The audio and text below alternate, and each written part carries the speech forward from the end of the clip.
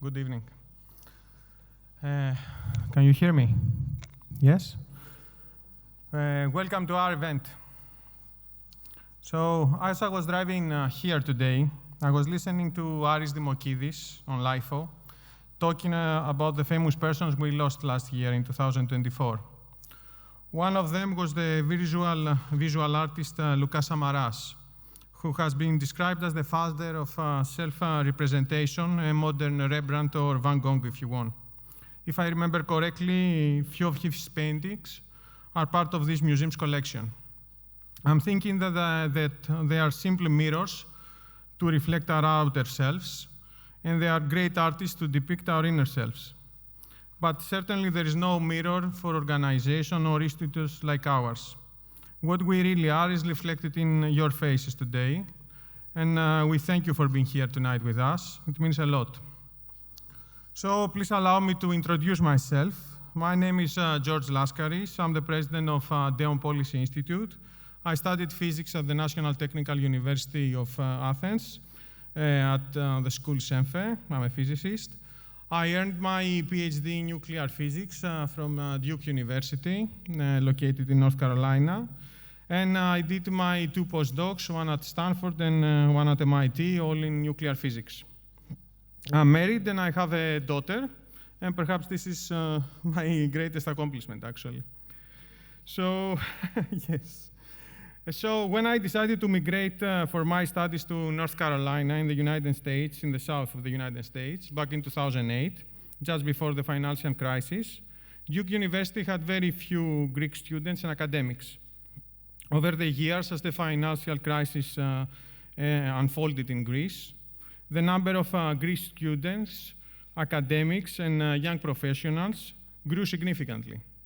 After the initial shock of migration, each of us experienced an even greater shock, in the good sense, the shock of encountering a completely different academic world, a world where universities are entire cities, where there is massive research funding, cutting-edge facilities, academic freedom, flexibility, and integrity, and an entrepreneurial ecosystem, to name just a few aspects of the university life in the United States. Following this second shock, a recurring question always aroused in the minds of each and every one of us. Why can't this happen in Greece? No matter where I have lived in the United States over the last 17 years, I have met Greeks, Greek Americans, and Philhellenes in and out of academia who deeply love Greece and have always asked the same question. How can we bring some of these ideas and best practices back to our homeland? I'm sure that our counterparts in Western Europe, Canada, Australia, and New Zealand, they have the same question. Deon was born many years ago, exactly in the hearts and minds of those abroad. But it took shape and became a reality about 2.5 years ago when I shared this idea with a few friends. Deon is a non-partisan think tank of the Hellenic diaspora. Our mission is to organize and transform the Hellenic diaspora into a catalyst for the progress and prosperity of Greece. The Institute was founded by young Greek expats who saw an opportunity to bridge the gap between the diaspora and the Greek policymakers. Our network consists of experts, academics, and seasoned professionals who develop evidence-based policy, leveraging their knowledge and best practices from abroad. Our board, to which I'm really grateful, includes Andreas Stavropoulos, a Silicon Valley VC and investor who is here today with us, and it's an honor to be here for us. Drake Pierrakakis, Greek-American businessman and philanthropist. Christine Fabi, professor at EUI. Bill Antholis, the CEO and executive director of Miller Center in Virginia. And Michael Stasinopoulos, the CEO of Viohalco. Our executive team consists of young professionals who are working in the United States and also young students who are studying at the top universities in North America. I'm sure that they have a bright future ahead of them. The focus sectors of the Institute is education, entrepreneurship, diaspora, and energy and climate. Do not worry. I mean, today I will not talk about my favorite subject, which is, of course, how to bring nuclear energy in Greece. But I will say a few words about my equally favorite subject, which is Greek academia. Nelson Mandela was saying that education is the most powerful weapon which you can use to change the world. And I couldn't agree more with that. We are not dreaming to change the world, but we are dreaming to advance Greece, and education is the basis for that. On that front, many steps have been taken in the right direction in recent years. But if Greece wants to stand firmly on its feet again, reclaim its place on the European stage, and in one word, thrive, it must invest even more in its universities and its outstanding academic talent. It must strengthen meritocracy and openness, and it must follow the international paradigm. In other words, Greece must have a comprehensive plan on how to transform Greek academia into a powerhouse for the Greek economy and society, and how to turn Greece into an educational hub for Balkans and the Eastern Mediterranean. In this effort, the Greek academic diaspora can play a pivotal role. Many say that politics is a form of art, but I personally don't believe that.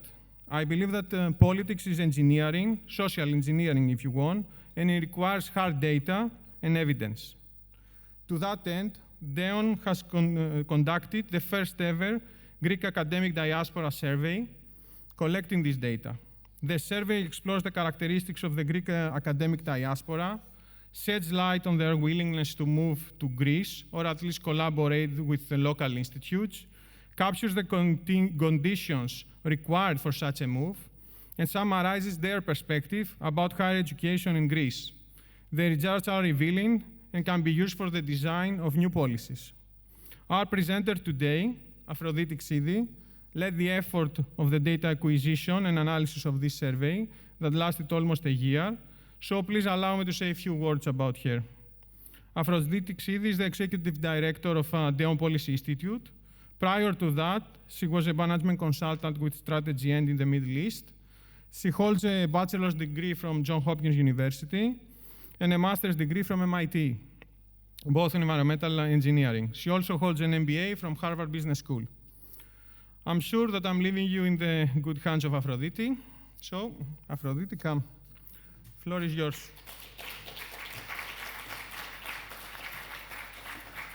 Thank you. Thank you, George. It's very hard to follow an act that quotes Nelson Mandela when you're presenting data, but I will definitely do my best. I think you all... Well, while we're figuring out the slides, firstly, I want to welcome everyone and thank you all for being here today. Secondly, I want to echo a few of the things that George said. We've been building this organization for the past 2.5 years, and it really takes a village to do something like this, and we're very grateful to our board of directors, our executive team, all of our volunteers, our contributors as well. And before I kick this off, and until we figure this out, I just want to say thank you to the few people who helped put together this survey. Corina Anagnostopoulou, who was a contributor to Deon Policy Institute, was a policy advisor in Massachusetts, helped co-author this report. She couldn't be with us today because she's back in Boston.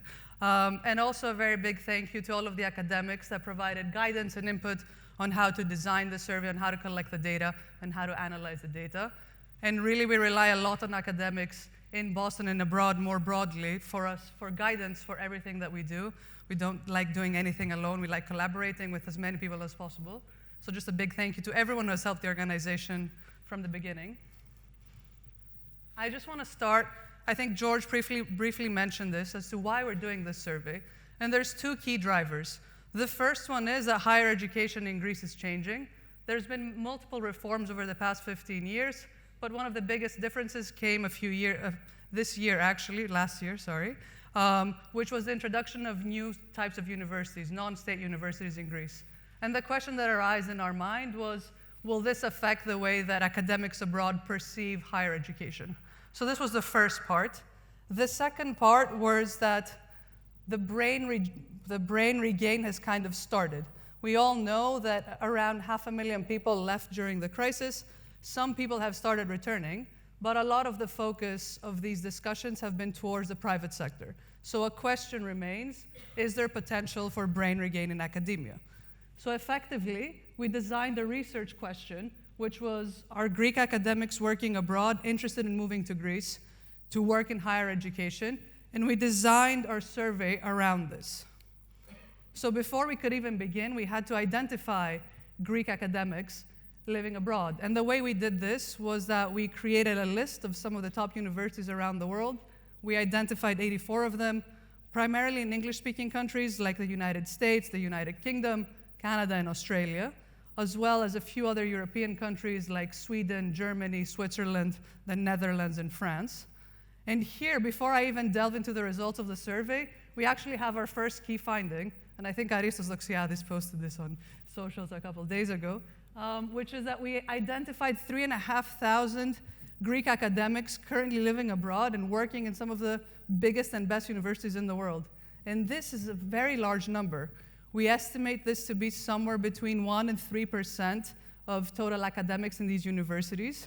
And we know from previous studies that Greece is second only to Israel in terms of academics per capita in some of the leading universities in the United States. So what we did was we sent out a survey to 3,500 people. And if you conduct surveys for a living, you will know that you expect a 5 to 7% response rate. This would have yielded us somewhere between 200 and 250 results. So we got 500 responses. That's almost double what we were expecting.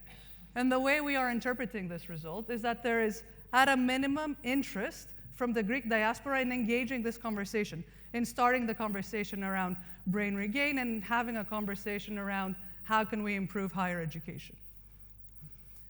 And because this is the first time that a study like this has ever been done, I just want to highlight a few of the characteristics, a few of the things that we learned about the Greek academic diaspora. There's a lot more data than what I'm showing here. You can find it online on our report. But I will start with the relationship with Greece. So everyone in our survey was either a Greek citizen or had Greek ancestry or both. But what is interesting to highlight is that 16% had ancestry but not citizenship. And the reason why this is important is because very frequently when we talk about brain regain, we're actually focusing on reversing the brain drain and bringing back the crisis generation. Whereas there is a non-trivial amount of people who identify as Greek, are interested in engaging in these discussions, and we should be engaging these people more when we talk about brain regain. The other thing I want to highlight is we asked people, what is your current academic position? And here you can see we cast quite a wide net, starting all the way from PhD students who are academics to be, if you will, all the way to professors, and we even had a few professor emeritus and other. But I think the interesting thing here is the sheer amount of professors. This means that these people have spent their whole life studying and analyzing a topic and now work at one of the best universities in the world, which means they're more likely to be one of the leading global experts on what they do, which means that as a country, we have a lot of intellectual capital abroad on a lot of very intricate topics that we can be tapping into, irrespective of whether or not these people want to return. And then the other interesting finding before I delve into the actual question is the composition of these people in terms of their department. So if you can see here, effectively, the Greek academic diaspora leans very heavily towards what in the US we like calling as STEM, science, technology, engineering, and mathematics, in Greek, thetiικές epistimes. So you have 36% in engineering and technology, 22% in life sciences, and 16% in natural sciences. And when you double-click and look at the specific departments, you have a very high share of engineers. These are all of your different types of engineers: civil, mechanical, environmental, like me, chemical, nuclear, everything. What we've done is we've separated out electrical and computer engineering because there's a big percentage of people here.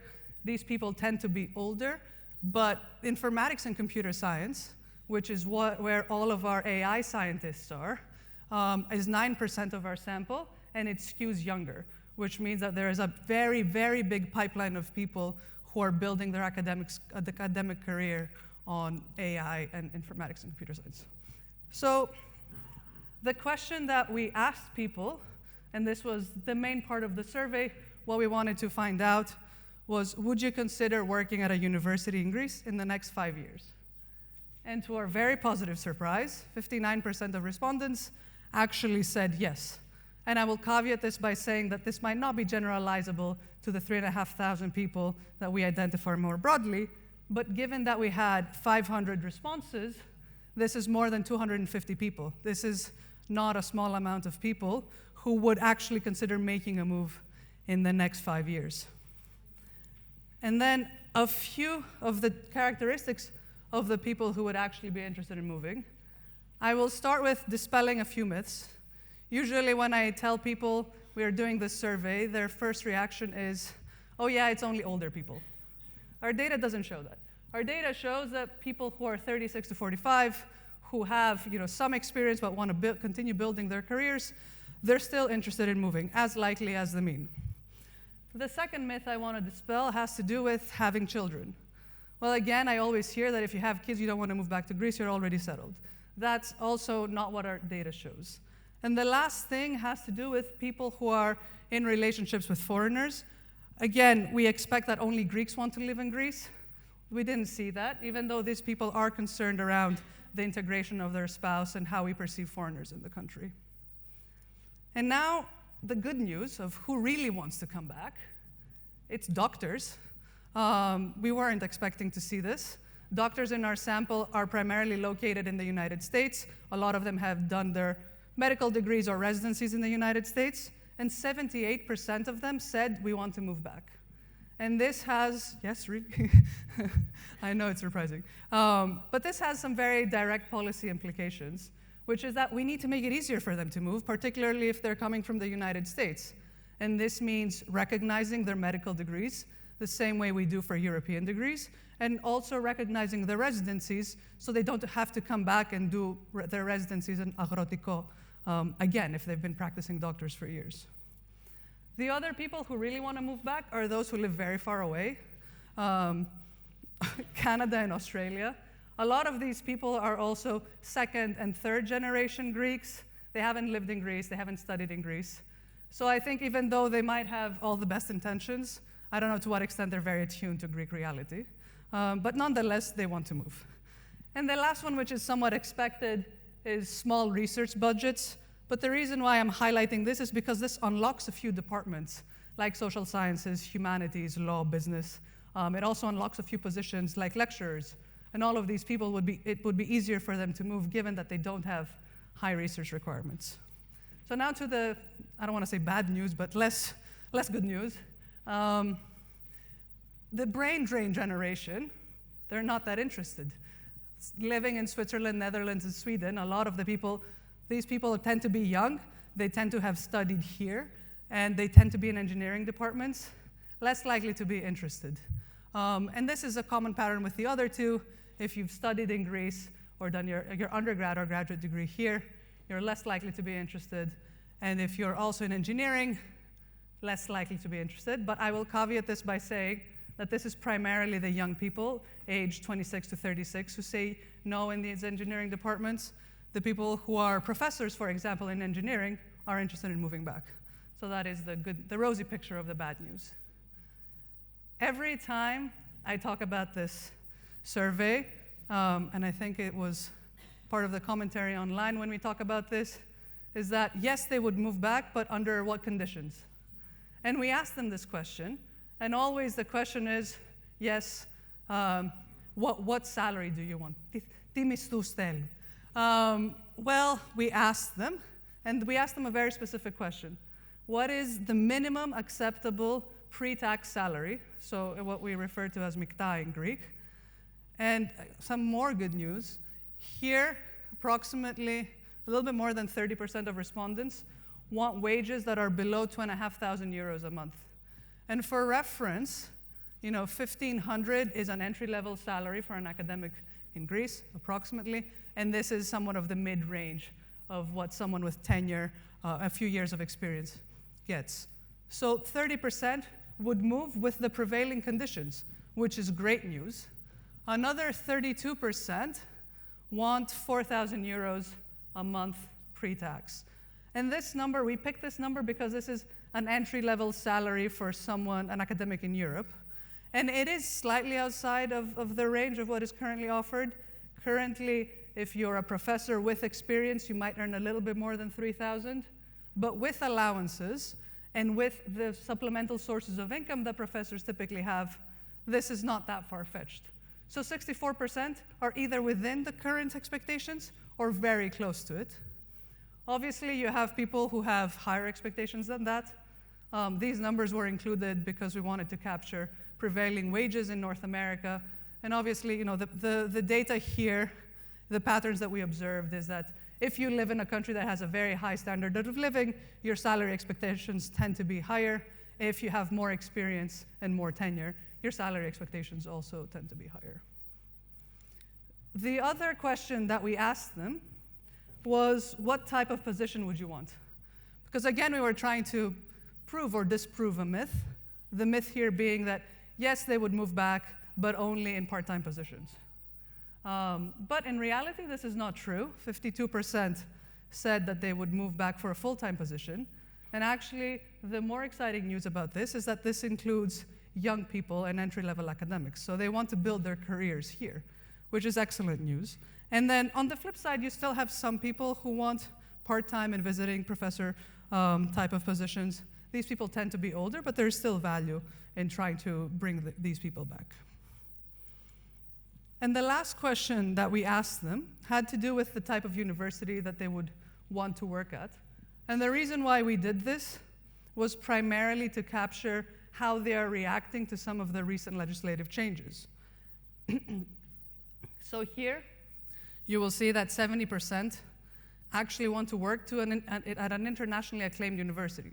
This means that if one of the big universities from abroad came and established a branch in Greece, then they would be the most likely to work at that. And this is very good news because it means that the academic diaspora is reacting positively to some of the recent legislative changes. But the other also good news from this is that 58% of them would want to work at a public university, which means that they still value public universities and that they see that they can also, not only for the education that public universities have given most of them, but also because they would be very happy to work there. And in fact, as the minister walks in, I will say the good news.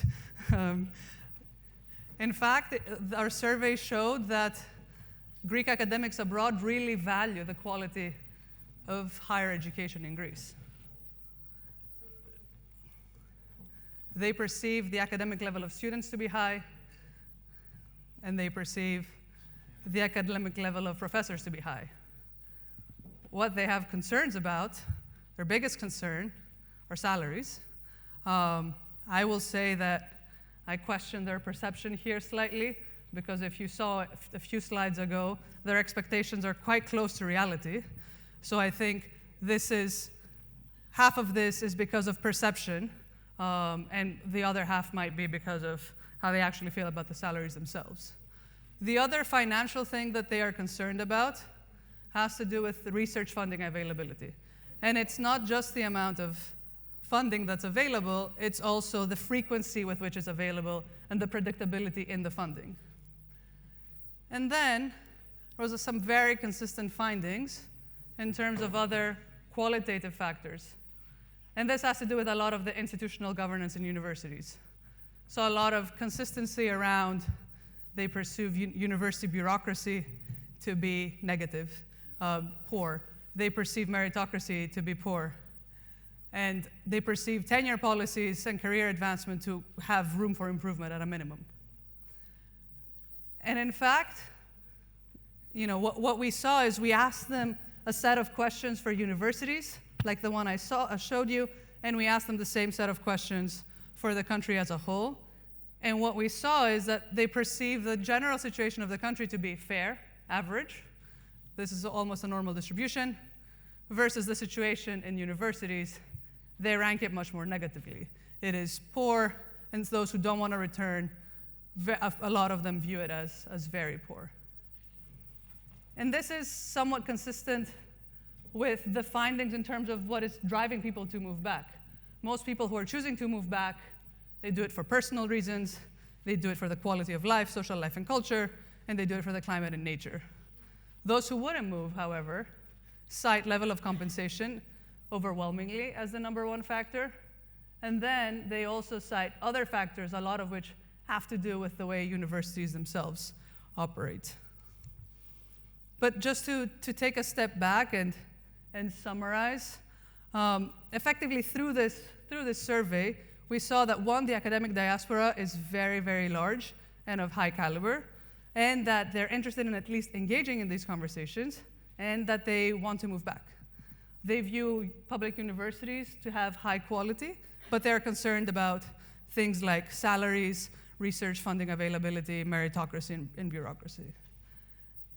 Okay. And I think George somewhat mentioned this, but as an organization, we try to make recommendations that are as targeted as possible because we want to be as helpful as possible and to create as much impact as we can. And so we have a few recommendations with regards to the survey. Some of them have to do with increasing brain regain, and the others have to do with higher education more broadly. On the brain regain front, the most obvious recommendation here is try to bring these people back. There's a lot of them. They're interested. They want to move back. They're very high quality, and we should try to bring them back. And in our report, we've outlined a few of the insights we have for each of the different demographics and how you can approach them and how you can bring them back. And I think the second thing that I want to focus on is that we don't need to reinvent the wheel to bring these people back. There are, the education law has some positions that can be used to target these people, like named chairs, because if you have a named chair, you can have available funding for research, which is one of the big concerns, primarily in STEM fields, so this will make their move much easier. And you also have non-full-time positions, like visiting professor and joint chairs that we've actually worked on with the ministry. And then the third point I want to make has to do with the discrepancy that we saw in the data. On the one hand, people have expectations in terms of salaries that match reality, but they perceive compensation to be low. So I think this is primarily an awareness problem, and it has to do with, the total compensation, because a lot of the academics have allowances and they have other sources of funding. And it also has to do with net compensation, because if you used to be a tax resident in Greece and you lived abroad and you move back, you get a tax rebate. So I think a lot of people, and it's clear from some of the answers in the survey as well, they're not aware of this. And the last thing that we've already somewhat mentioned has to do with doctors. If 78% of them want to move back, and primarily they live in the United States, we should make their lives easier. When it comes to broader recommendations for higher education, I think it was very clear that meritocracy is a challenge. And I think here one way to improve meritocracy is to increase transparency, which allows you to also increase accountability. So our recommendation here is throughout the process of hiring and promotion, increase transparency to create accountability within the system. The second and third thing have to do with research. So here, what we've actually done through this survey is identify the sectors in which Greece has intellectual capital. So we know which sectors and which departments we can focus on and have what we like to call a comparative advantage as a country, and that can help define a national research strategy. And together with that, that should be paired with a 5-year national grant timeline. And this is very important because a lot of people are concerned about the predictability of their funding. So knowing when you'll next have the opportunity to actually apply for funding can help you plan for research in the long term. And the last thing is we saw that there's a very big Greek diaspora. They're very interested in at least engaging with these conversations. So what we recommend is to create a platform so that you can connect Greeks living abroad, Greek academics abroad, and Greeks living here. There is international collaboration, but it happens from private will and people chasing after opportunities. If you create a platform where all academics can opt in, then you can create more opportunities for collaboration. You can create a matchmaking program in the back that can really help bring some of this knowledge from abroad to Greece and increase the openness of Greek universities. And before I close, I want to leave you with a positive note. we asked people who would move back, what else is driving you to make this decision and make this move? And overwhelmingly, 21% of them said that they want to give back. They said that they miss their country and they want to contribute. They said that they want to mentor students. They said that they want to help improve Greek universities. And I think this leaves a lot of room for collaboration and a lot of room for working with the diaspora. And I think the minister can tell us more on his reflections about what we've talked about today. And hopefully during our panel conversation, we can also talk about discuss some of the insights of the survey and hopefully come up with a few very tangible recommendations that can help us. Thank you very much.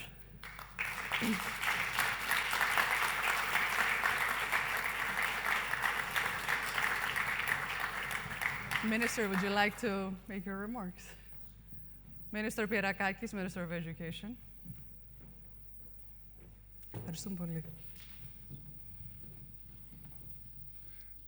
Thank you so much. I had prepared a speech in Greek, but since it's in Greek, I'm going to remove it, and I'm going to speak directly in English, since many people in the room, as I understand it, are English speakers. So, ladies and gentlemen, I think that this is a very interesting piece of research work, and it's very pertinent. Me being from the think tank world before I became minister, we focused a lot at the Dianeos' SFA here, who succeeded me as research director on research works and trying to map public opinion, and sometimes we try to do it quite in a targeted manner. And this is exactly what you have done here. It's quite a big sample of Greek academics internationally. And the results that you have obtained from this piece of research, I think, are quite important to underline. And what I keep, is that 6 out of 10 want to come back to Greece. Had we made a similar poll 10 years ago, I don't expect that the number would be the same. I'm starting from the positive note. And this showcases the fact that Greece has managed to exit what we were experiencing 10 years ago, in the midst of the Greek crisis, actually. This willingness existed. I mean, those of us who have spent a part of our studies or of our life abroad know that the vast majority of Greeks who either work overseas or study overseas want to come back to Greece. And effectively, the way this is structured internally is a dilemma between the mind and the soul, if I were to say it poetically. On a purely structurally utilitarian basis, typically, especially if you want to work in academia, you mentioned salaries here as one obstacle vis-a-vis coming back. Salaries in the United States or in the United Kingdom are much more elevated than what you would expect to experience in Greece. That's absolutely the case. However, the empirical observation, which is not only empirical if we look at this data, we see it mapped now. We have a number. The observation historically was that Greeks typically want to come back to Greece for family reasons or for reasons that have to do with mindset parameters. And there was always this struggle between the two.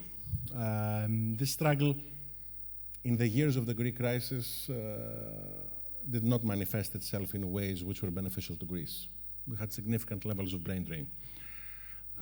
In the last years, we have seen this reversing. We have seen positive policies which enable this change. This is why 6 out of 10 reply positively.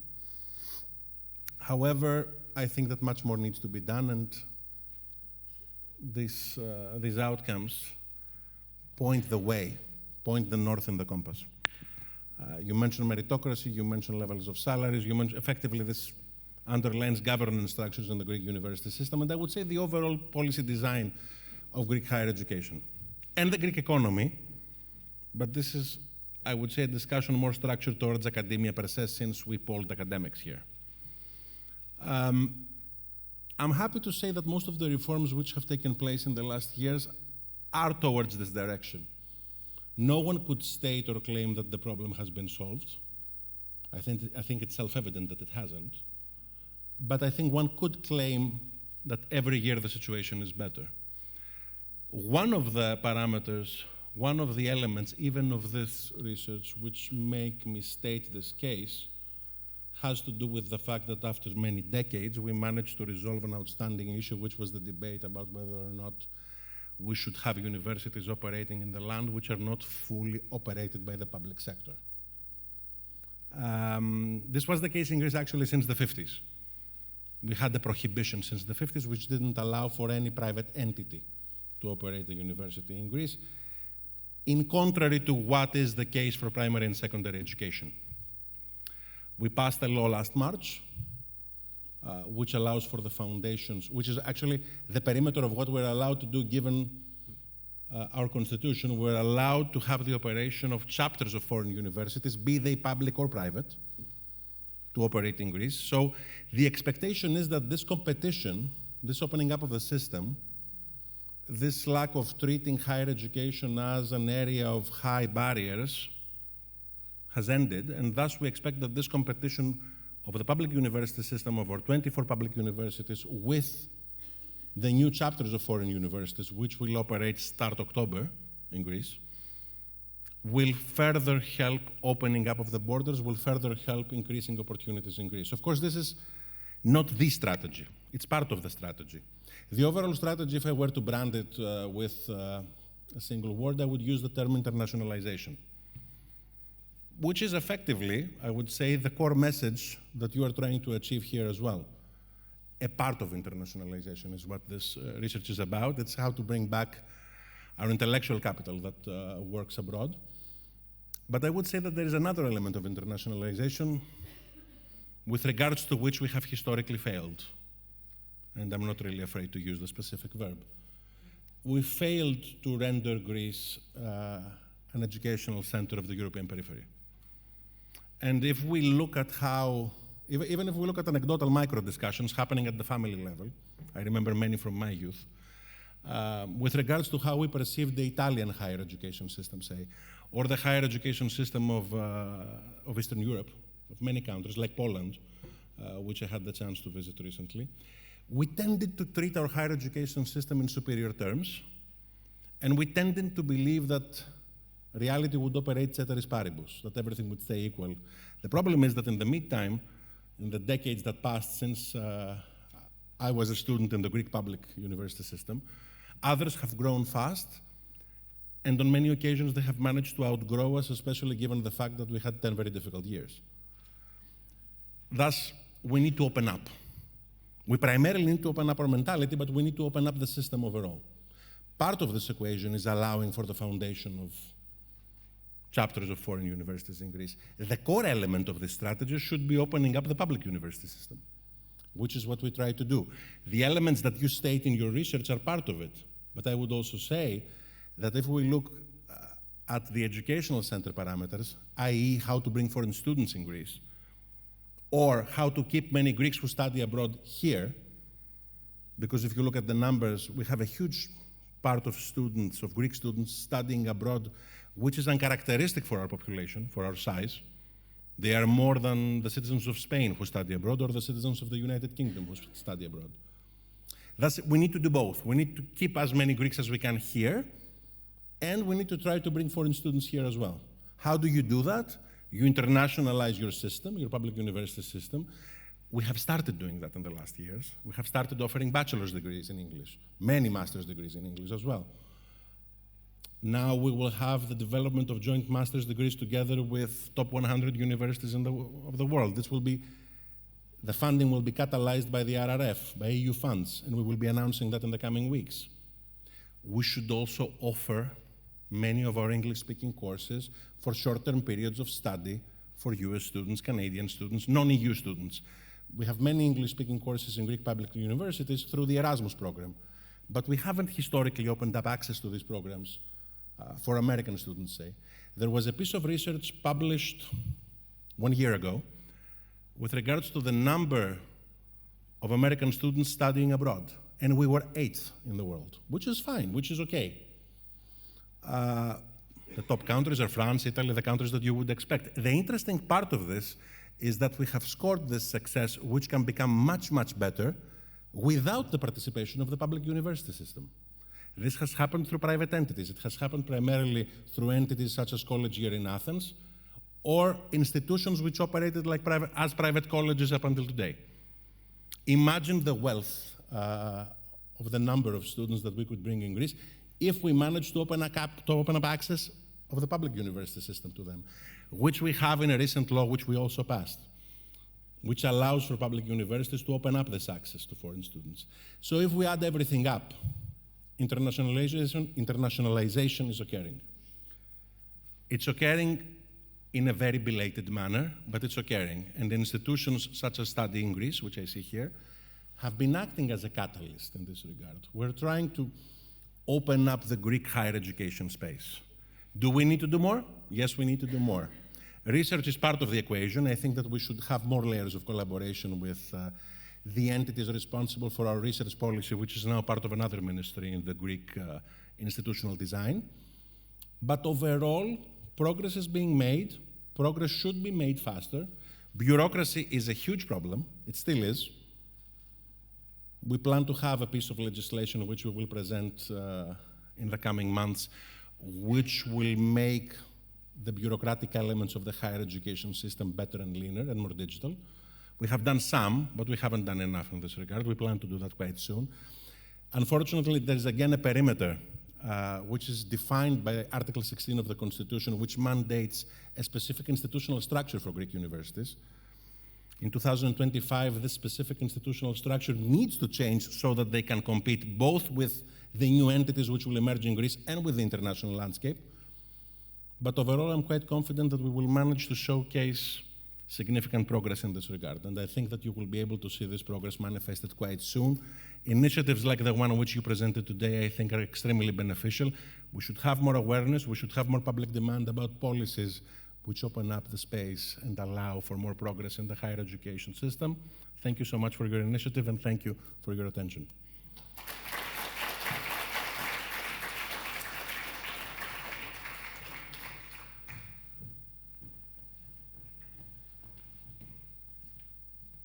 Okay. We would like to thank you sincerely, Mr. Minister of Education and Religious Affairs, as your official title is, for your presence and for your remarks. We deeply appreciate our collaboration, and we have made actually some proposals that have been accepted by your ministry in the past. And we are very grateful that you do what you do. In fact, actually, Greece have taken steps towards the right direction in the recent years. And this is an undoubted truth. Now, it is time to move on to the final session of our event tonight. Our goal is to bring together key stakeholders to discuss the findings of the survey and to engage in a conversation about potential policy implications and recommendations. I would like to invite Maria Nicolciu, news anchor woman, a journalist, radio producer of Alpha TV Radio, who will be moderating our panel discussion tonight. And of course, I would like to invite also our esteemed panelists to take their place. Thank you very much.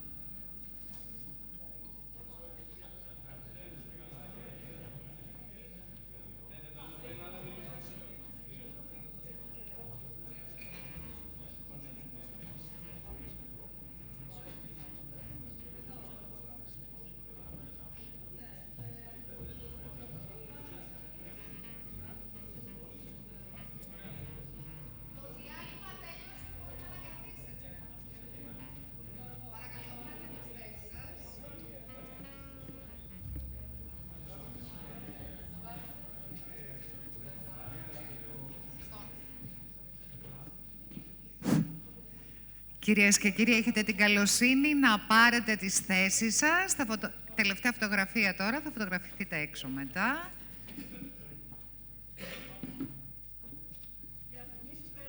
Λοιπόν, διαφημίσεις τέλος, ακριβώς, κυρία Μωραϊτάκη. Να βάλω και τα γυαλιά μου. Καλώς στα ελληνικά και μετά θα το γυρίσουμε στα αγγλικά για να πάρουμε τις θέσεις μας. Ο κύριος Πρατσινάκης. Ο κύριος Κοζήρης, βεβαίως, ο κύριος Βέτας, Να μην κάτσει μια γυναίκα. ο κύριος Γκαντόλφο είναι κοντά μας και η Αφροδίτη στο τέλος. Δεν πειράζει. Δεν πειράζει. Ωραία. Λοιπόν, dear Minister, dear Excellencies, the reason that this discussion is in English is because we have some foreigner friends with us tonight actually. Thank you very much for this invitation. I would like to congratulate the organizers and Deon for this very interesting discussion and survey. And without further delay, you can see the bio of all our friends tonight, the esteemed guests, so I don't have to introduce them. Just without further delay, since we have only 40 minutes at our disposal, which give us, let's say, 4 rounds, 3 minutes each, in order to open more topics. And I would like to start with you, Professor Kouziris, since you're getting paid by a Greek university. Is that right? You don't have any other job, like Mr. Vetas has, Professor Vetas, so he's part-time in the university. Your salary is from the university. Okay, let me start with data. What is your salary, Professor? What is the salary? Okay, I think it's important, I'm a journalist, to start with data. Why somebody would love to go back or go abroad? Okay, what is the salary of a professor? You can use the mic. Although I was starting to speak up, due to the confidential of the figures, I will speak a little less, not so loud. Well, can you hear me, or should I use the mic? Okay, it's good. Okay, we are professionals at the university, so we can speak up. Let me try the mic. Okay, what is the salary of a full professor in Greece? For a full professor that has 30 years of work experience, it's slightly above 4,000 pre-tax, 4,000 euros pre-tax, 4,200 pre-tax for 30 years of work experience, which is not so frequent because the professors at the Greek system are being promoted, are being elected after some years, after 40 or 45 years. Okay, you don't have to explain more. You gave us the data, and I would like to start with your first reaction of the results, of this survey. Okay, I took some notes while the survey from Aphrodite was presented. I think that most of the key findings were expected and are pretty much aligned with the communications that we are having with our colleagues. So let me say that as far as the pros are concerned, I think that we have an excellent human capital. That means that the students are of excellent academic level, and I think that the professors are at a very good level. However, on the cons side, I think that I will leave at last the meritocracy issue. But the findings regarding the infrastructure, the facilities, are there. And of course, the bureaucracy. We are welcoming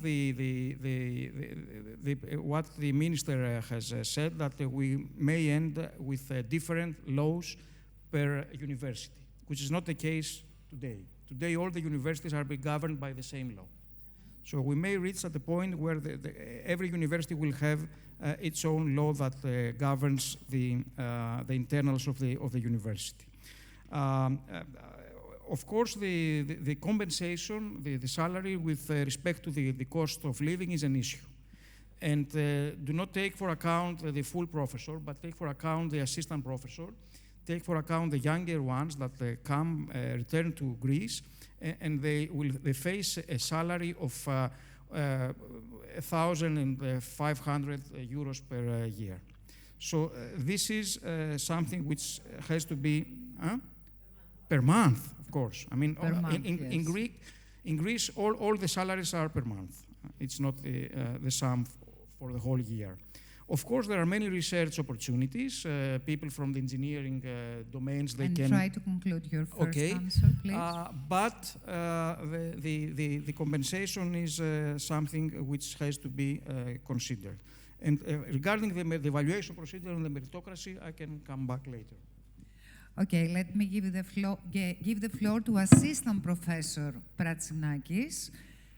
Okay, let's start with what is the salary of assistant professor in Greece after how many years of studies here or abroad?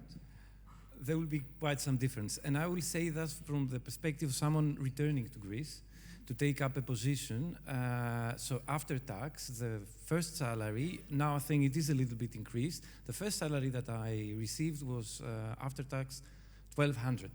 So this is, I think, not high enough per month. That's not high enough, especially if you're returning with a family and it is the case that you're relying only on one income and, given the increase of living costs and the housing prices. And for how many years have you been studying in order to become professor, and in which countries? Studying, well, quite a few years. The majority of my studies were I started up here in the Greek University, and then I studied in the Netherlands, where I did in Amsterdam my master's and my PhD, supported by scholarship by the Dutch state initially and the Greek state, scholarship. And then I worked in the UK as well. I started working at the University of Amsterdam and then the UK, University of Oxford, and after that I returned to Greece.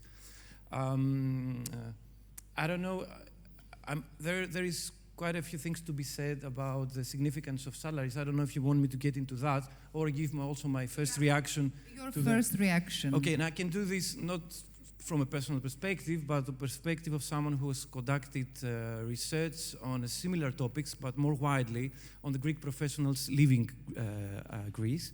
A number of them were in collaboration with the Aneosis. So before getting into the issue of return, in which I would like to not contest, but rather qualify a little bit some of the findings, very interesting findings. And I would like to start by congratulating Deon Policy Institute for their great work, for such an important and rather unique also study, because it focuses on a particular group. I would like to give some information about the context of emigration of academics and professionals more widely. And there are two things that I would like to highlight. One is that we need to understand the flight of Greek academics as part of a wider phenomenon, that of the brain drain. And conclude, we will open up later. Okay, and as part of, it is part of that phenomenon which starts before the crisis. It's exacerbated by the crisis, but starts before. It's a special case because the academic sector is very much internationalized, and for the personal career of the people, it is good, but also from the perspective of science, intercultural cross-fertilization, inter-institutional contact is good, so mobility is important. So it's something to be expected, the fact that people migrate. The second thing, and I conclude with that, has to do with the fact that increased a lot the migration of young professionals and academics, which is the crisis. And that created a different environment within which emigration decisions were being made. In the past, it was mostly for career reasons. People would go for a few years to study, work, and return. Now, the crisis context made people live with more longer-term planning and also with wider considerations and not strictly career-wise, which explains especially why the brain drain. Please. Why the brain drain not only generation. The politicians, professors, when they find the mic, they have a problem with time. It has to be with people that talk a lot, have to talk because of the work, right? Okay. So, concluding, that's why the brain drain generation seems to be less willing to return, and those in Europe equally so. And I stop here. Thank you very much. I try, to be strict and Frau in order to have more time. So, Professor Vettas, not with your hat of the General Director of U of A, with your hat of professor, your first reaction to this survey? First thing is that it's great that you did the survey. It's actually a great job, and it's a super important topic. I was also pleased to hear the minister describing how there is a lot more work that has to be done, that we are not where we are. This is not just the ministry job, it's everyone's job. But the ministry is leading. Now, you asked about salaries. You didn't ask me. But I do remember when I quit my job after 13 years in the US, my salary here was 1/8 of what I was making in the US. Yes. 1/8, yeah. I'm not trying to share pity or anything. I did this with my eyes open, and this differs across fields. Today, as we speak, an assistant professor in economics is going to make in Greece about 1/7 of what he or she would make in the US. That is not the same in all fields, but since you asked for data, I'm giving you data. Second thing is... As a basis of the discussion, that's why I'm asking yes, I know. Data. No, I mean, yes, of course. The second thing I'm thinking, and I'm not sure about, is it's great to ask people if they want to come back and under what conditions. There is a little voice in me saying, let us first discuss if we want them to come back. For sure, what I want is, first I want them to leave. I want people to leave Greece, as many as possible, so that they get exposed to science and to institutions abroad. That I want. I want them to come back only under the conditions that we're going to give them the opportunity to change things. I don't want them to come back so that they are just +1. And for that, I think that what the difference is, despite the efforts of all these years, and more importantly the last few years, is that if you ask academics, the rules of the game are different. If you ask anyone who is from molecular physics to archaeology, they know who is doing good research. They know who is the top person. They know what are the top journals. They know and people are rewarded, not necessarily in money, but they are rewarded and they are recognized. And that's something that is lacking from the Greek system. The Greek system has a tendency that everyone is treated the same. We have a very large number of faculty in our university. We're about 10,000 now. We incorporated technical colleges within, so this was another plus 20% or whatever, and we never took them out. Everyone has to be paid the same. If he's good and I'm not... Try to conclude now, and I will try. Later we will talk on what should be done in order this to be changed. If you ask me what should be done, I'm not going to conclude. Okay. After, in the next round. But what do I mean in terms of everyone being treated the same? The academia has to be a world where if you are actually making progress, scientific progress, not in other parts of your social relationships, then you go ahead. And that in practice should mean that not necessarily all of our, 24 universities, I don't even remember, are treated the same. It cannot be that Greece has 24 great public universities. I'm not saying we should have bad universities, but if you free them up, some actually can prosper. The same thing is within universities. Regardless of discipline, we are all paid the same. That's one aspect that if it is changed, and if the rules become also more flexible, we can attract people. Last but not least, not only research, but also teaching is increasingly becoming a global business. In Greek universities, we basically don't have foreign students. We have very few foreign students.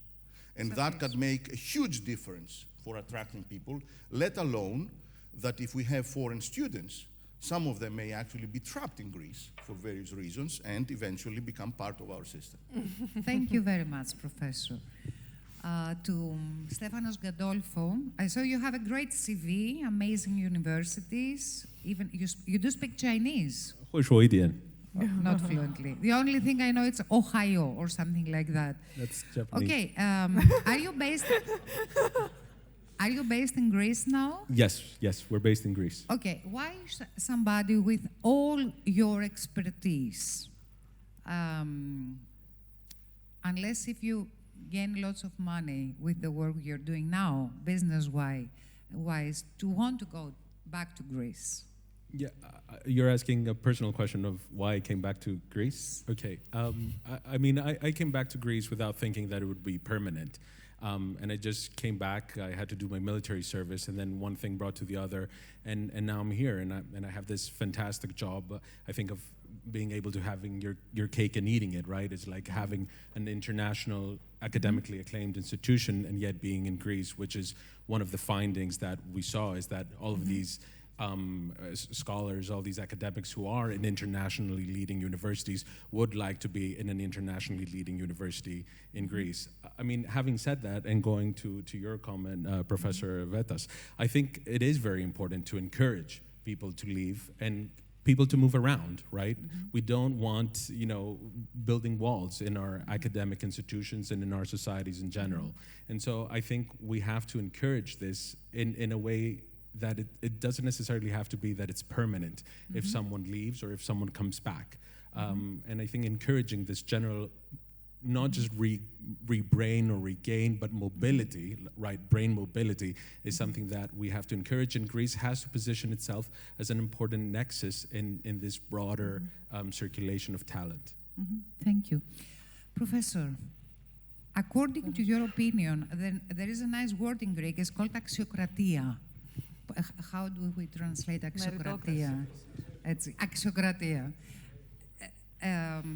What about axiokratia in Greece? What do you believe? If you're very well educated, you have done a great job, research, are you going to fight axiokratia? That's a complicated question, and I guess it depends on which field are we asking this question about. We're focusing here at academic environment, I guess. Academic environment. And I can compare that with my personal experience in different countries, and I can say that there is no absolute meritocracy in hiring processes in academia because, there are different elements that need to match, for someone to be hired. In Greece, I don't think it's a matter of transparency because there are a number of laws in place and everything is structured and but despite all of this, things do not always work well. It's more a matter of developing the right mentality in Greek universities to be able to hire the person who has the right skills, has the right experience, is willing to contribute and make and be open to hire outside the closed circle. That the usual suspects, and in that respect, we are not doing that well. I think it's a matter of mentality that we as academic peers have to develop. But I have to say that also the lack of meritocracy in hiring processes is a problem also abroad and in other universities. There are degrees, there are differences between national traditions in that. So, for instance, in the UK, I've experienced something that's much more meritocratic than in the Netherlands. But I think it's a culture that has to change among academics so that this is essentially corrected. Professor, if you don't have many friends in the academia, are you going to ever become a professor in a Greek university, in a good Greek university? Okay, I think that there is... I'm a bit harsh. Just being a No, you're not journalist harsh. for the last 33 years. You're fair. I've been discussing for many years with professors. Πώς λέγεται ο γαμπρός μου, brother-in-law. My brother-in-law is full professor at Hopkins University, so I have from first-hand opinion, and I'm not biased. Okay, I think that there are issues of meritocracy in all hiring processes, not only in academia, but in all businesses. Don't reply diplomatically. Okay, we so talk about your field, about Greek I will academia. come to the point. And we try to convince people to go back to Greece. The process of hiring in the Greek universities is completely different with what we know from the US universities, for example. So we have an ad hoc committee that does all the hiring procedures, whereas in US we are having a search committee which has the authority to solicit and find the people that are right for the job. In the Greek universities, the hiring process resembles like a tender with a deadline. So you are having a deadline, and you got 20 or 25 candidates, and you have to evaluate them. And the law is really strict due to the transparency. The notion of evaluation really exists in the Greek academic world. Yes, it exists, and there are, but it's a very rigorous process, because you have to give lectures, to give talks, to present yourself. But when you have 20, 25 people that you have to evaluate, and they are not the people that you solicited, they are not the people that you searched for, things may happen, but may happen in all universities. The problem is that 3 or 4 years ago, we didn't have so many new faculty positions.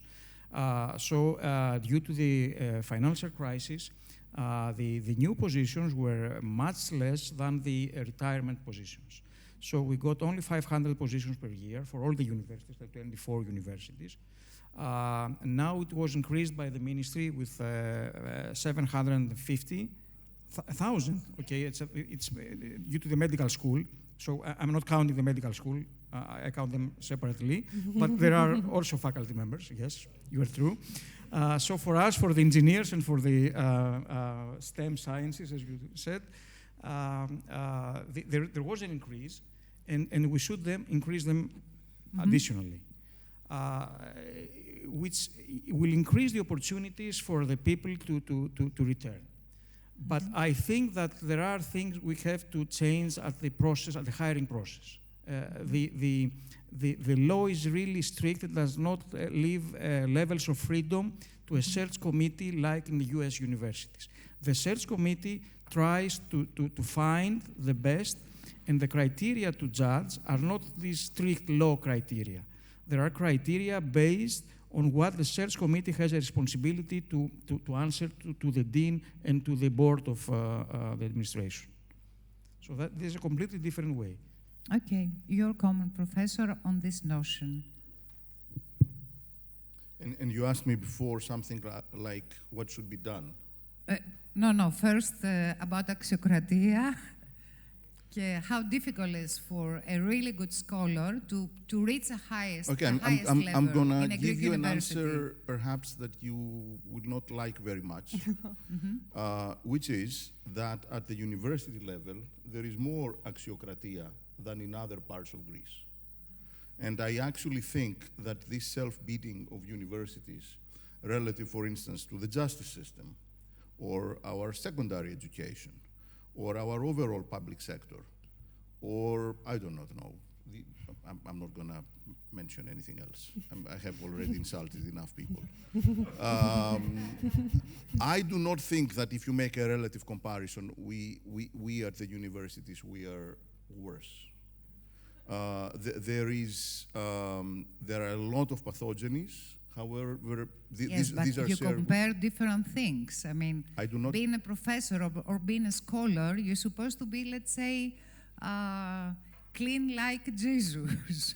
It's another field. So you want to tell me that how you become a judge, or how you become, should not be, or how you become a top civil servant? That's another question. Okay, so there are rules. However, the rules are not at the level where they should be. And our system is not as closed as it once was.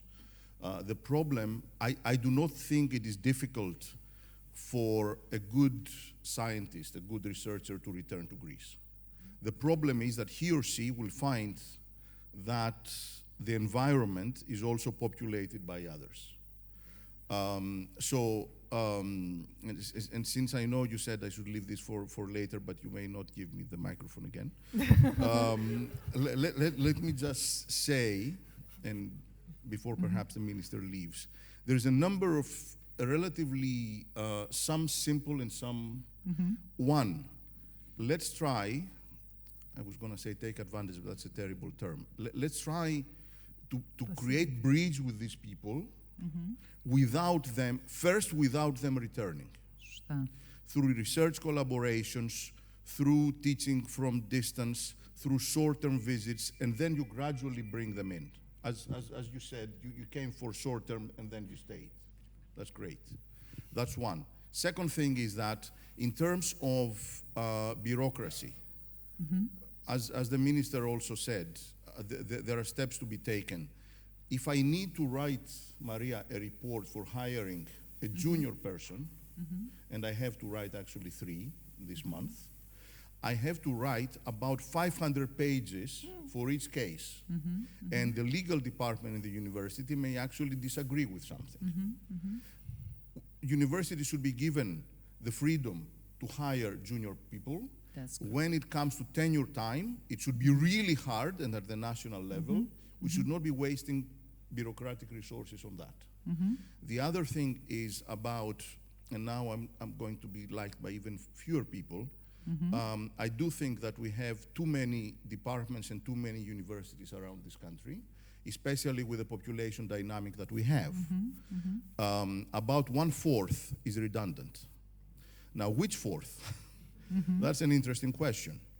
I have my opinion, and around my fields I know, and everybody know. We know, we economists, for instance, which are the economics department that makes sense, and those that actually, if they get eliminated, or they get turned to something else, perhaps a local direction, that would be good. And however, the reason that I think we are all here and we are discussing this is because, and I'm gonna go something that sounds kind of sentimental, but if you believe that, energy, AI, whatever, biotech is gonna, the whole world is gonna move towards knowledge and research. And we do have, thanks also to the diaspora, the opportunity to do this.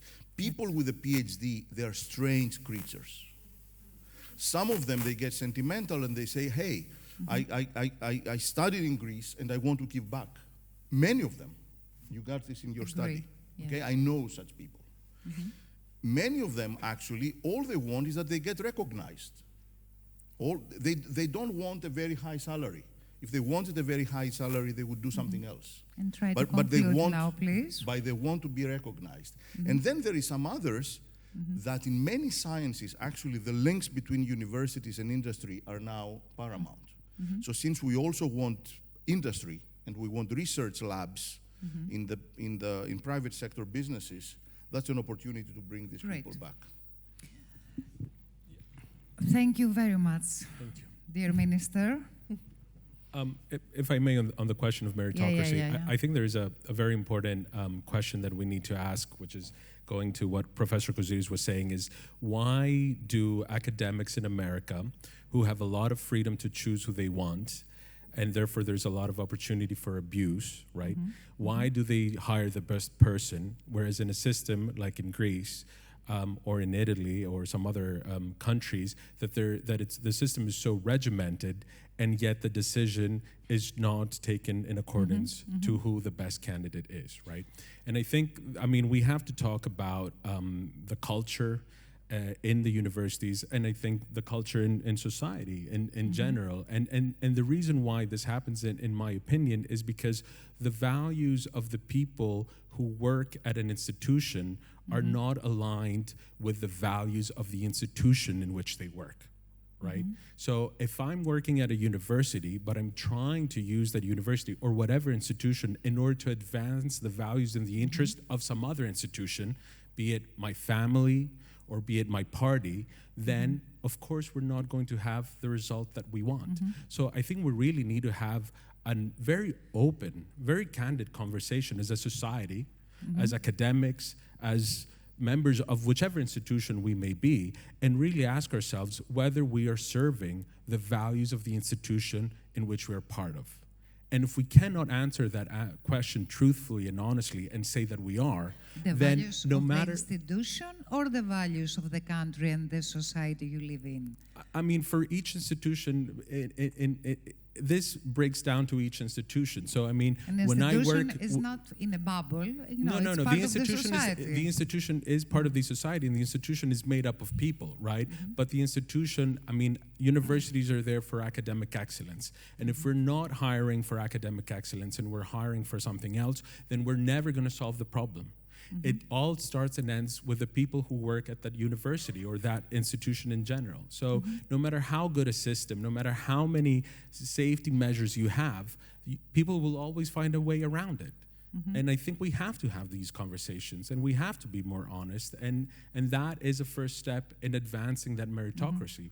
And I think people who feel that they've been wronged, they have to express that. And maybe leaving is an easy way out, but there's maybe something, you know, worth fighting for back here in Greece. Yeah. May Thank I you. just add something on what Yeah. Stefanos said? I think I agree with Stefanos, but I think what is interesting and what I think this survey also shows that there's potential for is that in order to create culture change, you need key culture agents. Like in any institution, you need to achieve critical mass with a few people. And so if you bring one professor from abroad, you're not going to change the way meritocracy works in a system because they can't drive the values of the organization. Once you start hiring key culture agents, as they're typically called, and you achieve a critical mass, then you can start changing culture, because changing culture doesn't happen on its own. You need to have people who want to create culture change, and you also need to have critical mass, right? Thank you. Levon, we have some more time for your conclusion in a more positive note. I wasn't very... Levon, I have a son. He's studying now mechanical engineer. He wants to be an aeronaupigos. How do you call aeronaupigos? Aeronautic engineer. He is now at the University of Patras, the Polytechnic School. What could you suggest and tell him and inspire him to be his future till the time he would be back? Someone is more ready to answer this question. It's your turn. It's your turn. One is to analyze the real life and the real data. So, can you rephrase it as a question because I got lost? Okay, I have a son. Yes. My son is 18 now. He's studying mechanical engineer here in Greece, at the University of Patras. What would you tell him? What to do with his life, his, let's say, academic life? He wants to become a researcher. Of course, he wants to make money, especially in this topic he chose. What should do? Well, I would certainly not suggest to him against going to study abroad. And I think that's something that everybody on this panel agreed, because this discussion around the brain drain is framed in a very negative way in terms of like people's mobility. People moving abroad, and especially those who want to end up doing something related to science, have only to gain by studying, working in different countries, in different universities, in different institutional settings. So I wouldn't certainly advise against that. Then it's a matter of personal choices, and it's good that we as Greek citizens, being part of the European Union, had during the time of the crisis, a kind of increased mobility capital, given Greece's, given the right of freedom of movement within the European Union that allowed many people to leave the country, and that, from a personal point of view, for many who left, was a positive thing. Now, can this be negative at aggregate level? Yes, it could be for a state that, if this flow is unidirectional and continuous. And that's when we are discussing this phenomenon in a negative light, and, it can have real negative repercussions. But it's a different kind of two different levels that one can have this discussion. I wouldn't speak to someone personally and advise him on her or his future career and life while having in mind the students every day and yes. they ask the professor, what should I do with my life? Tomorrow you're going to give a speech on this perfect topic.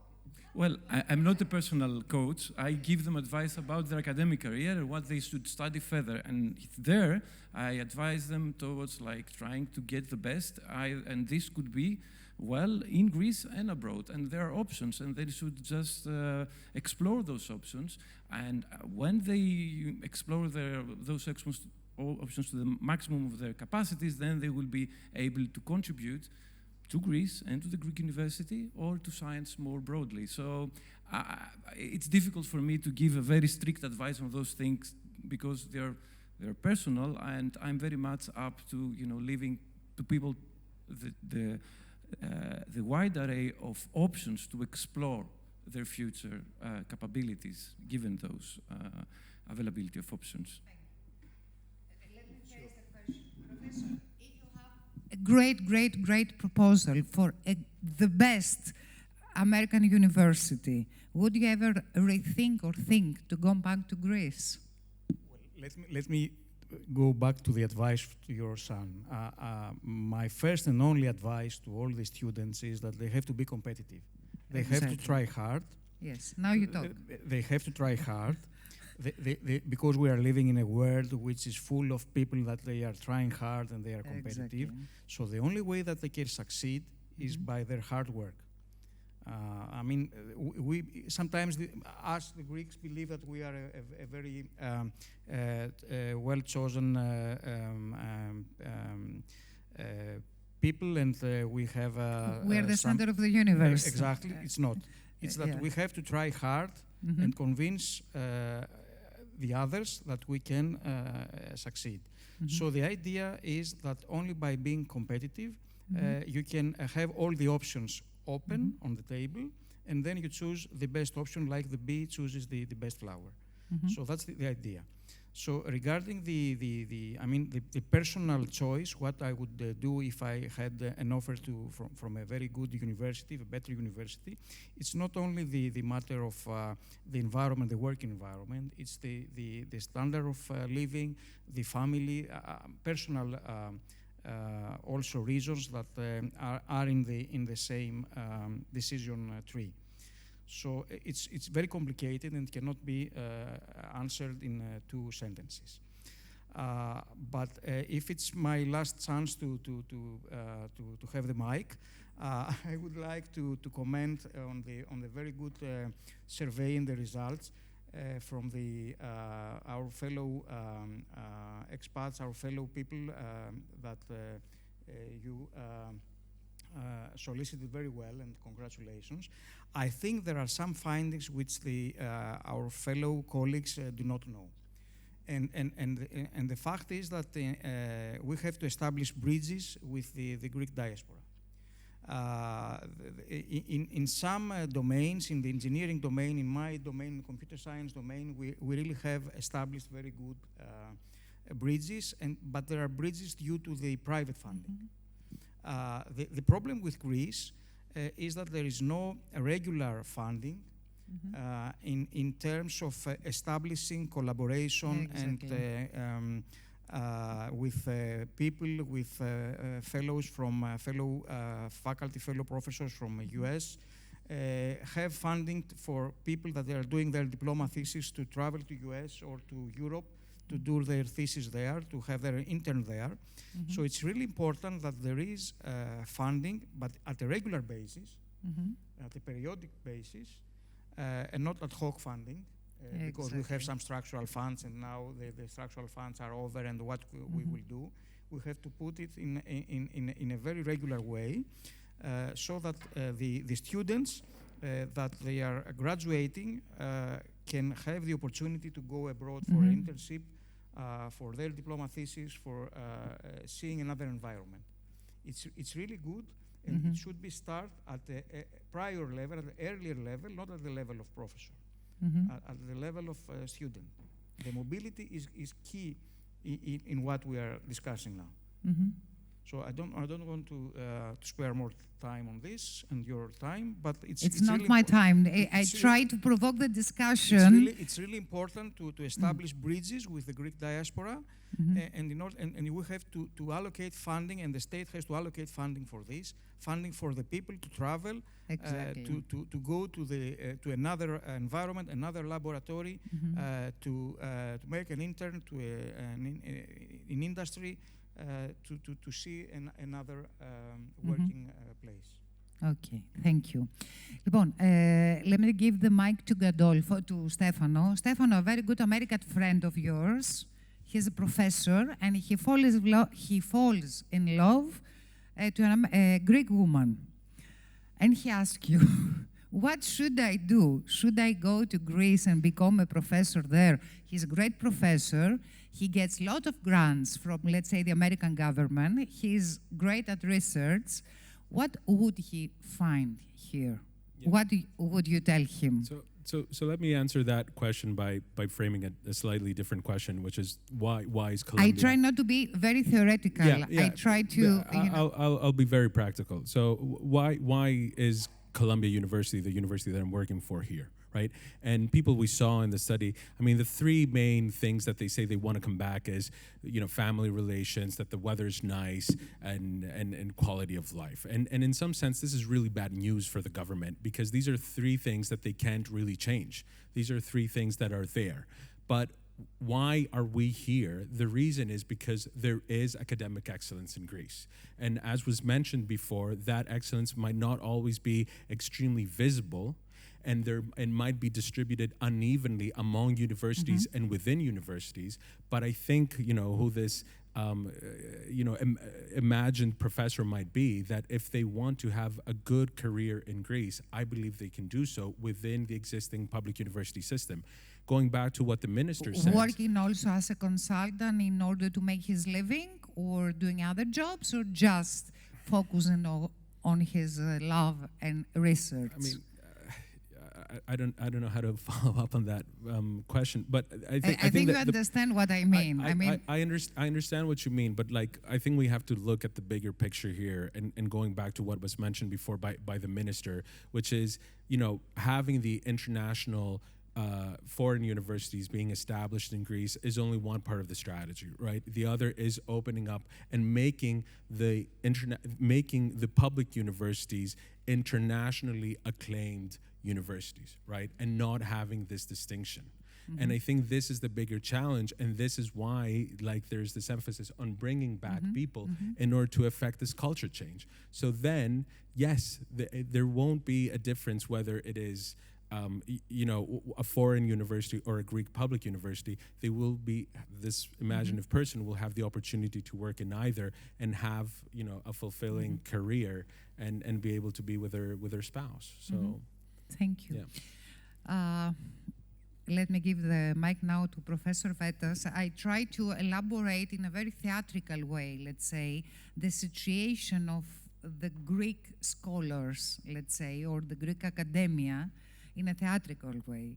Okay, at your opinion, what should be done in order for all these scholars to come back to Greece? Well, we agreed that not all of them have to come back. But for some to come back, first of all, it's a matter of their more narrow environment, which is the universities. And the steps in the direction of making these institutions more international are absolutely correct, whatever that may be.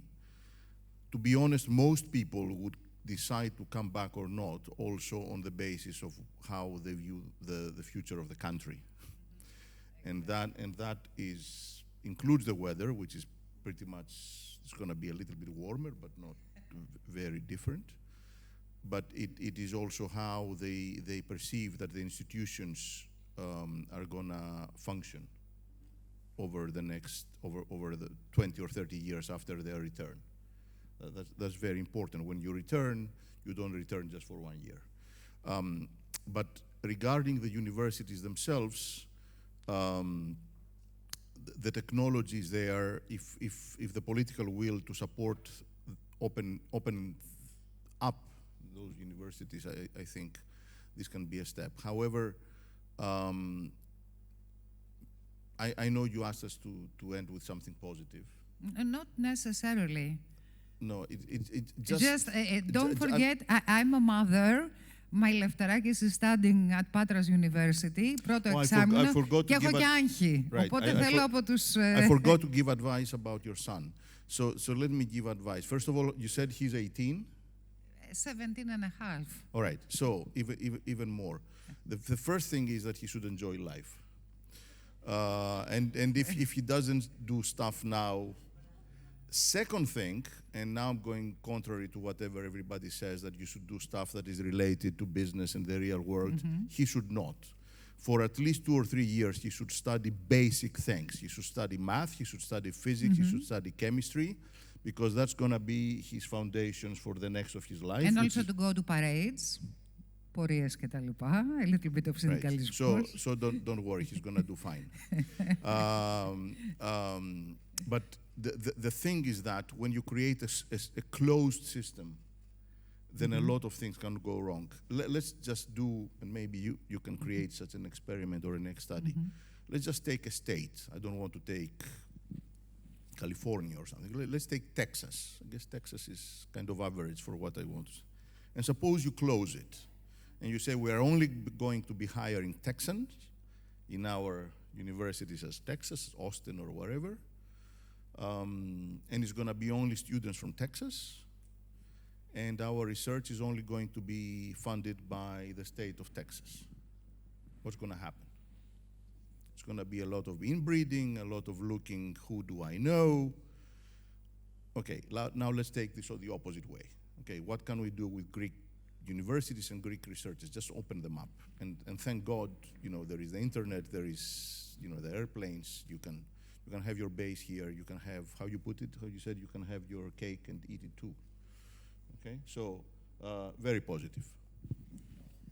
Θα ήθελα να κλείσω στα ελληνικά, ζητώντας συγγνώμη από τους ξένους προσκεκλημένους μας. Εγώ θέλω πραγματικά να συγχαρώ την ομάδα σας για αυτή την εξαιρετική πρωτοβουλία. Προσπάθησα, είπαμε, έναν τρόπο λίγο σκληρό, λίγο προβοκατόρικο, λίγο θεατρικό, να δούμε τα πραγματικά δεδομένα, γιατί προφανώς το επίπεδο και του ακαδημία και της έρευνας έχει να κάνει και με το επίπεδο ζωής, έχει να κάνει με τα fundings, έχει να κάνει με την οικονομική κατάσταση και έχει να κάνει και με την πολιτικο-κοινωνική κατάσταση. Εδώ αλλάζουν τα νομοσχέδια κάθε τόσο.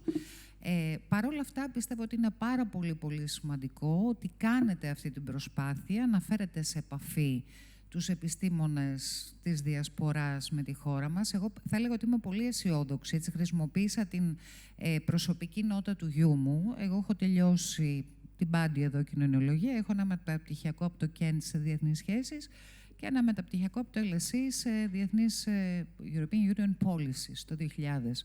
Και έχω και ένα σύζυγο που έχει PhD από το Κολόμπια χρηματοοικονομικά. Και βεβαίως η μεγάλη κουβέντα ήταν που θα πάει ο Λευτέρης. Ο Λευτέρης είπε: η Πάτρα είναι πολύ ωραία, η ζωή είναι ωραία στην Πάτρα. Θα πάω αεροναυπηγός μηχανολόγος, αλλά θέλω να μείνω στην Πάτρα. Γιατί η Πάτρα, γιατί είναι η ζωή ωραία, όπως λέμε. Και εκεί συνειδητοποίησα και κλείνω με αυτό, γνωρίζοντας μάνα, Ελληνίδα μάνα, ότι γίνεται εξαιρετική προσπάθεια σε πανεπιστήμιο όπως της Πάτρας. Δηλαδή, έρευνα που γίνεται και προσπάθεια που γίνεται, και κάνοντας αυτή την έρευνα και με το ΣΕΜΦΕ και με όλα τα άλλα πανεπιστήμια και το Μετσόβιο, είδα ότι πραγματικά στη χώρα μας γίνεται δουλειά. Οπότε είναι πολύ σημαντικό αυτό που κάνετε εσείς, προκειμένου μέσα από αυτές τις έρευνες να κινητοποιήσετε την επιθυμία επιστροφής, αλλά πιστεύω και εσείς ως ακαδημαϊκός χώρος και εσείς ως συμβουλευτικό, ακαδημαϊκό, επιχειρησιακός, πρέπει να αναδείξετε τους λόγους, τους τρόπους και τις επιλογές που έχει κάποιος επιστρέφοντας στη χώρα μας. Και αυτό νομίζω ότι είναι πέρα από ευθύνη της κυβέρνησης, της εκάστοτε κυβέρνησης και του δικού σας του χώρου. Δηλαδή να υποστηρίξετε, να αναδείξετε και όχι καμιά φορά να τραβάτε το χαλί του δικού σας του χώρου, και καταλαβαίνετε τι εννοώ. Λοιπόν, πραγματικά συγχαρητήρια. Και σας ευχαριστούμε πάρα πολύ που μείνατε. Thank you very much for being with us tonight. Θα ήθελα να ευχαριστήσω πολύ τους ομιλητές μας. Εσύ όλο γελάς εντωμεταξύ, ό,τι ακούς, χαίρομαι που σου δημιουργούμε μία έτσι... Έχεις πάντα μία τόσο θετική άβρα και αυτό είναι υπέροχο. Προσπαθούμε να βλέπουμε την καλή πλευρά της ζωής. Ωραία. Συγχαρητήρια και πάλι και ελπίζω το Deon Policy Institute να συνεχίσει τις τόσο σημαντικές πρωτοβουλίες. Να είστε καλά. Ευχαριστώ πάρα πολύ. Ήταν χαρά μου και τιμή μου.